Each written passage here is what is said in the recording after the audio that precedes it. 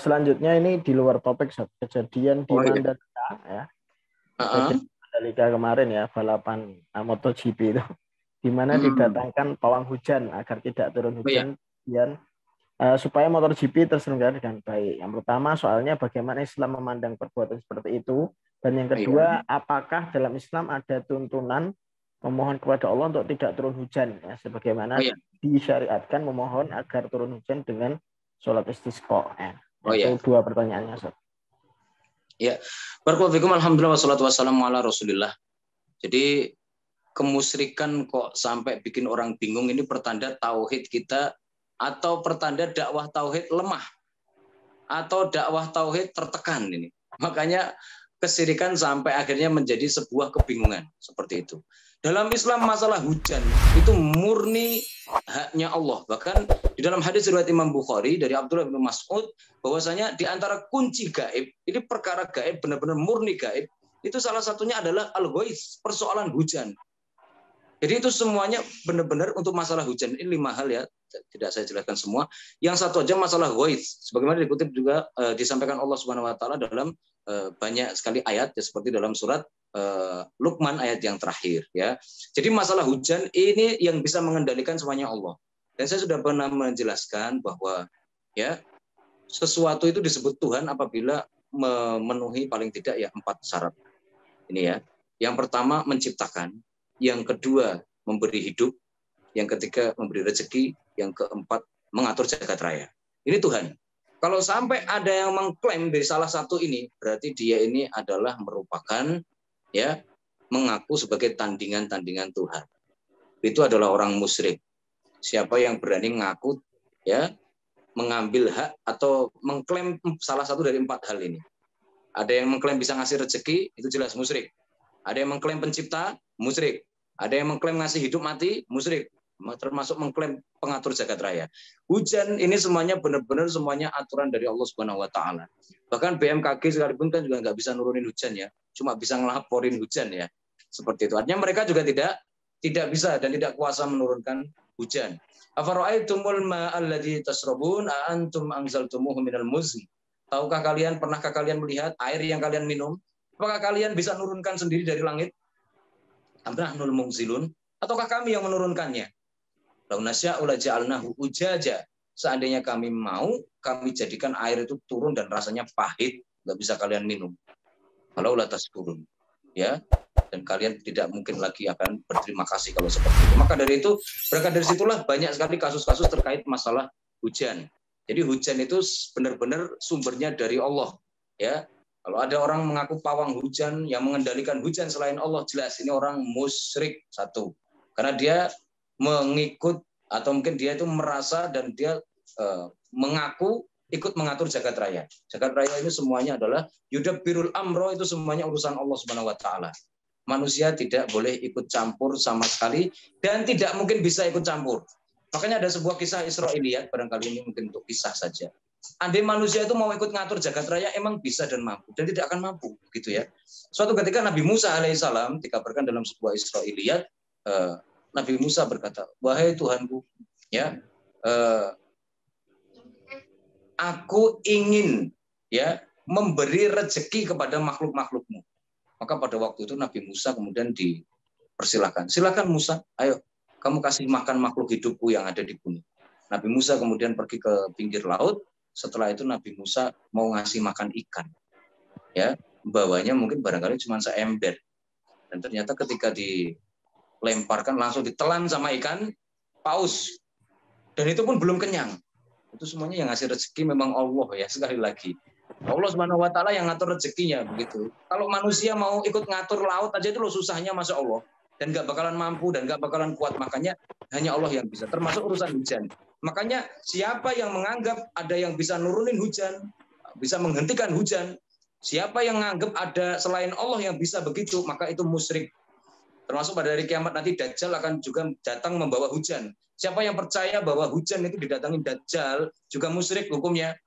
Seperti itu. Di dalam hadis yang sahih Nabi Muhammad SAW menyampaikan suatu ketika malam-malam hujan deras. Kemudian pada pagi harinya setelah sholat subuh Nabi Muhammad bertanya, atadruna ma dzaqala rabbukum, tahukah kalian Allah berfirman apa semalam?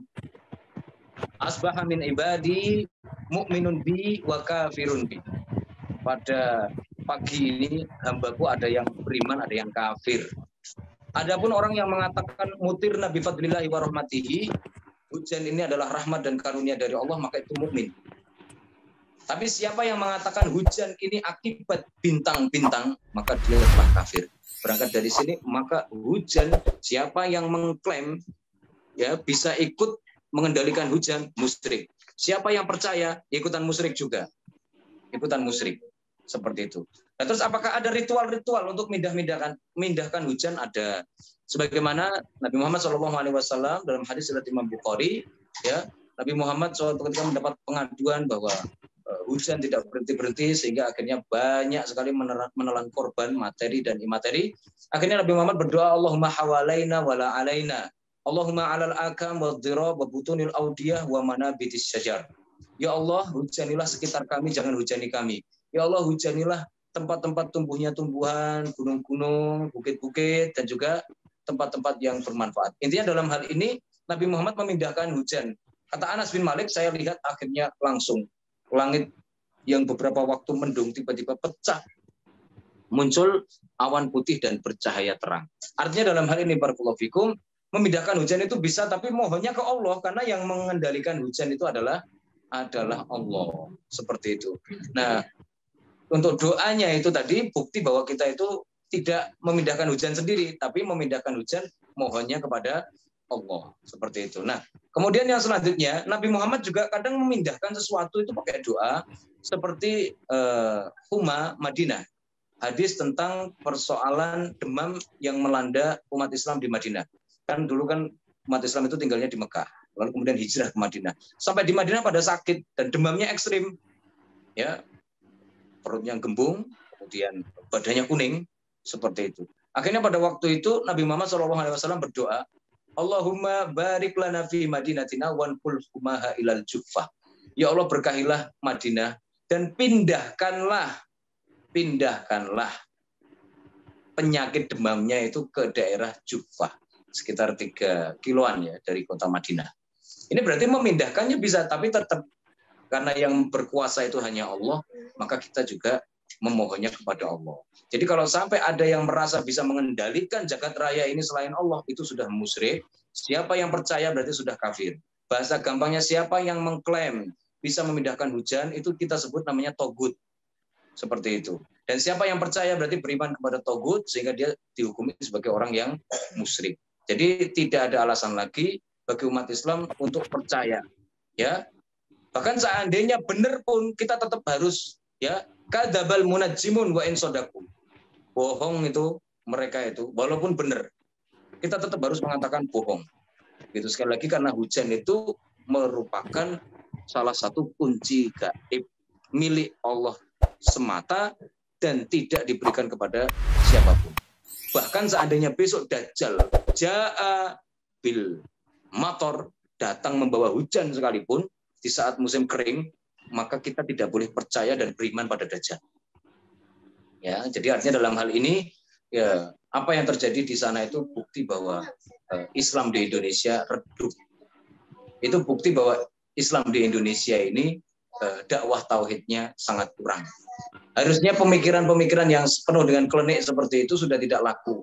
Orang mukmin itu kalau seandainya kapan-kapan mungkin kita akan perlu kayaknya membahas otak orang mukmin itu harusnya seperti apa cara berpikirnya. Sesuatu yang tidak ilmiah dan tidak syar'i itu berarti khurafat, tahayul, mitos, dan itu semuanya tidak boleh dipercaya.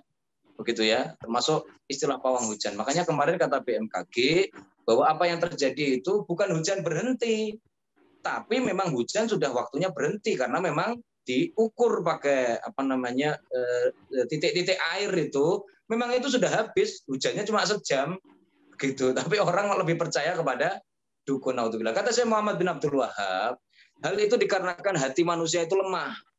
Makanya kadang dibohongin 100 kali aja, ya, dikasih tahu benar sekali aja tetap percaya, padahal dibohongin 100 kali. Hati manusia itu lemah. Makanya dukun sampai sekarang itu masih laris. Kalau seandainya dukun itu benar-benar iya dan nyata dan bisa membuktikan ilmunya, Ya, seandainya bisa benar-benar demikian, saya yakin Indonesia udah jadi negeri Gemah Ripah Loh Jinawi dengan keberadaan dukun, gitu ya. Tapi ya jadi masalah, dukun-dukun aja yang kaya juga jarang, begitu ya. Seperti itu. Dukun-dukun aja tuh yang hidupnya makmur juga jarang mungkin. Artinya dalam hal ini sekali lagi kita tidak percaya. Ya bisa jadi sekali dua kali benar, tapi tetap kita harus bilang itu bohong. Karena memang sekali lagi yang mereka lakukan itu tidak berdasarkan ilmu, tidak berdasarkan fakta, tapi sifatnya kebetulan semata. Karena sifatnya hanya kebetulan. Dan kebetulan-kebetulan itu nanti kadang membuat hati-hati yang lemah jadi percaya. Wallahu a'lam bishawab. بقايا المجد تكوينا وتنكأ جرحها فينا وذكراه تناغينا